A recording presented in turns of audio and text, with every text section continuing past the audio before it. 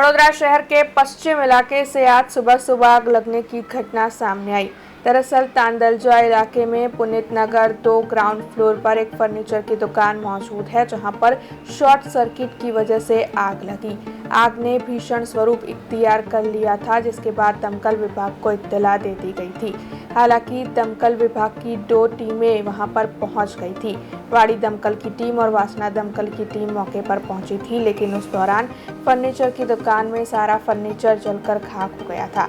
इसके साथ ही दुकान के पिछले हिस्से में मौजूद 6 जितने वाहन भी जलकर खाक हो गए थे। वैसे दमकल की टीम ने आग पर काबू पा लिया है और किसी के हताहत होने की खबर सामने नहीं आई है। पुनीत पार्क 2 में वड़ीवाड़ी फायर स्टेशन थी अने वासना भायली थी फायर स्टेशन की 2 गाड़ीएथी फर्निचर दुकान में आग लगी थी, जेथी 6 गाड़ीओनुं नुकसान थयुं छे ने खासुं फर्निचरनुं वधारे नुकसान थयेलुं छे। त्यां आग लागवानुं कारण आग लागवानुं घटना स्थळ उपर तो एवुं कहेवामां आवेलुं छे कि शॉर्ट सर्किटथी आग लागेली होवेली छे, एवुं कहेवामां आव्युं छे अમને। अब खबरों से लगातार अपडेट रहना हुआ आसान। BRG न्यूज आपके मोबाइल स्क्रीन पर।